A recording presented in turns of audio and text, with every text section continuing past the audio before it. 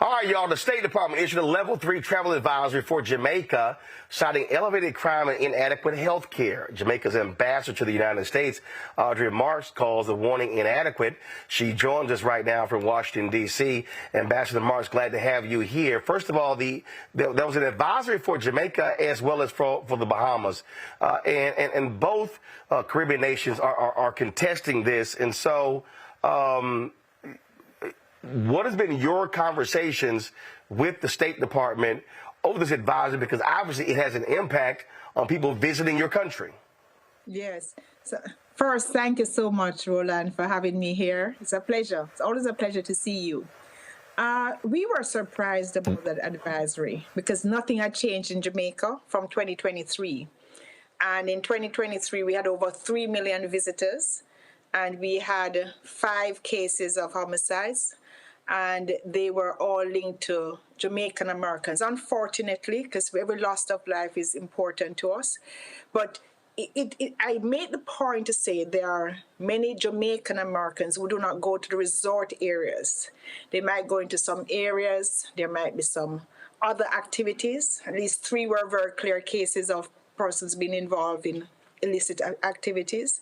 So to just to not do any differentiation and make a blanket statement that Jamaica is not safe when over 3 million Americans visited, and there are only 5 cases of homicides. When I'm living right here in D.C. and I'm not seeing many places right here in the United States that have 3 million persons, many cities, and with only 5 cases of murders. So I thought it was a very unfair and not a very equitable description of the situation in Jamaica. So while we do have a problem in Jamaica with gangs and gangs involved in illicit gun and drug activity between the United States and Latin America, it is not in the tourism areas. And I think more details should have been given so that persons didn't get the feeling that there was suddenly some spike in violence going on in Jamaica, because it just wasn't so. And level 3 also, we do not think is really the category that Jamaica is in, because many other countries in level 3 are countries with having not, they have civil unrest. They have, all kinds of mass murders going on. And that's not the situation in Jamaica. Well, you have been to Jamaica, that's not our situation. So what we need is to continue working closely with the U.S. on the areas where they can be helpful in limiting the amount of illegal weapons that come to Jamaica that contribute to a crime situation. If you think about it, Jamaica could literally issue a travel advisory telling people don't come to the United States because of mass shootings and because of murder and crime. The truth is, I'm not here to criticize the U.S. in any shape or form, because the U.S. is, one of the greatest countries in the world. And I see the U.S. as a friend. I just thought I did something wrong, and we needed to have a conversation about it and to look at how to fix it. And that's what we're doing. I'm on the State Department website, level 8. So they did level 3. When I look here, I see Burma, Afghanistan, Haiti with the level 4, and so so for them to have you guys at 3, it sounds. My goodness, look, I've been to Jamaica. I wouldn't say Jamaica is right below Afghanistan. Thank you. I don't think we are either. So it was a bit of a surprise just to see this drastic warning. And we believe there's some misinformation, and we're working through it. So we expect that there will be a change. Yes. As I said, Bahamas was also mentioned, and so have you had conversations with your colleagues, your peers in Bahamas about this same advisory? Yes, we did, and we are both having conversations with the State Department to look forward to and requesting that it be revised. So it's an ongoing conversation. But so we want to speak about that. I wanted to have the opportunity, and I thank you for giving me this opportunity to say to your audience that Jamaica remains a safe tourism destination, and that the embassy here and the consulates around the United States, we are always open for any questions, any concerns. But Jamaica is very much a safe destination for American tourists to travel to. And so for me, this is a very important conversation that I want to have with the American public. And I don't know if you have a particular demographic in terms of African Americans, but that's a big part of our market. So I'm glad to get the opportunity to speak to sisters and brothers to say Jamaica remains a safe place for you to visit and to feel at home. All right, then. Well, look, we appreciate you coming on the show. Certainly let us know if there's any change in this designation for the State Department. I certainly will, but I can't leave without saying something about the Bob Marley movie. I'm hoping that you will... Go ahead.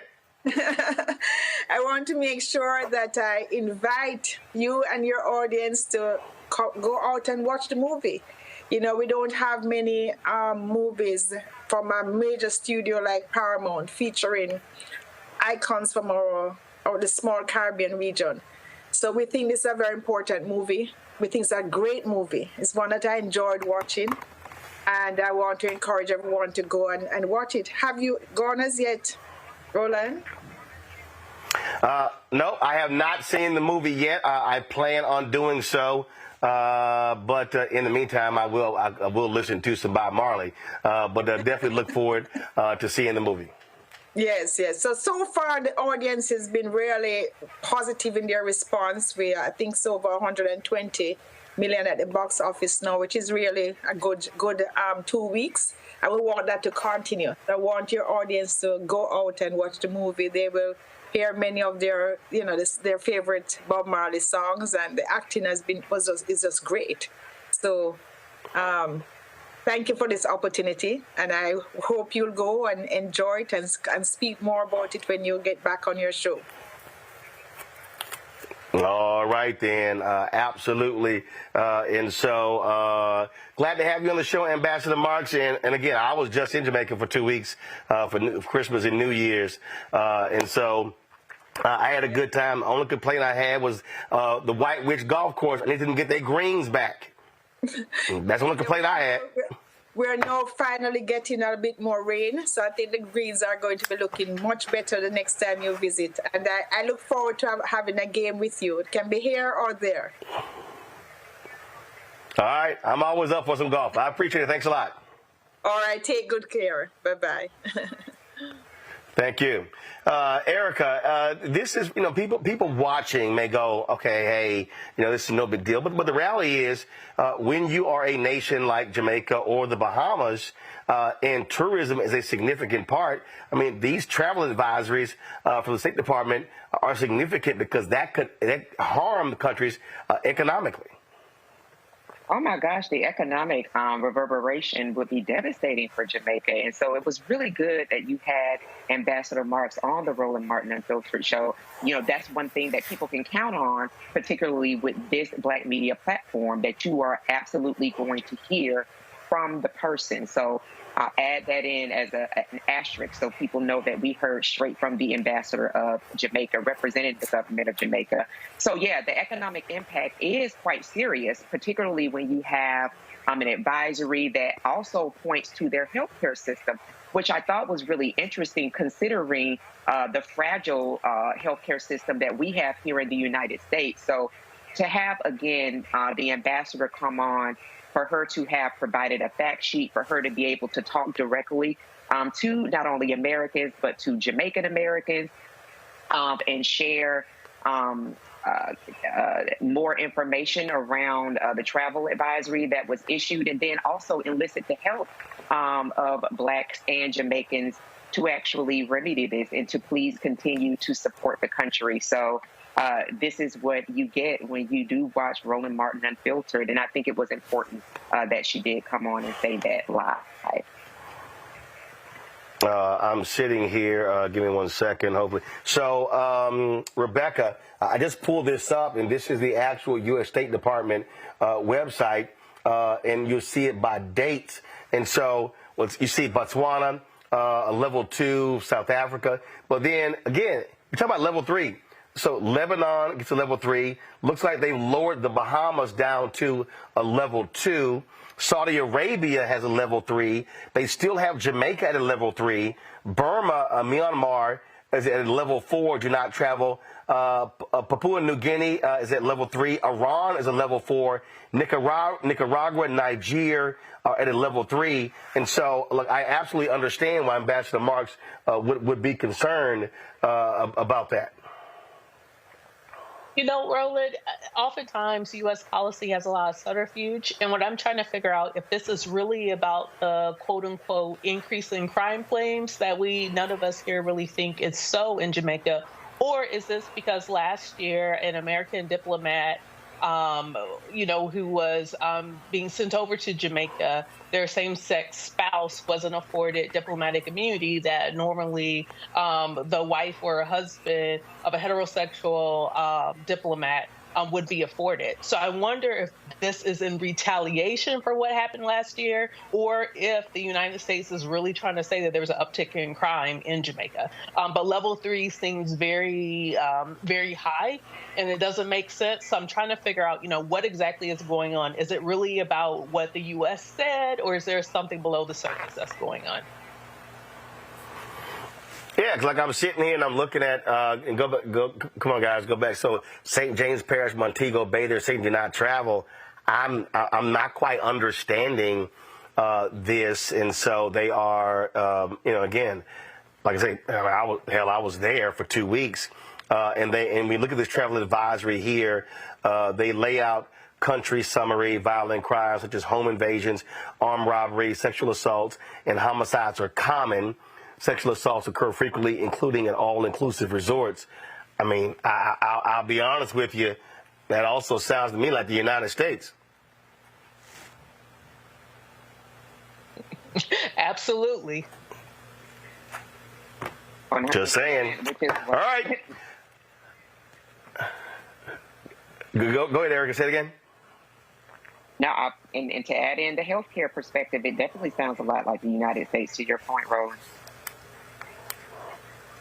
All right. Going to a break. We come back. Say it again.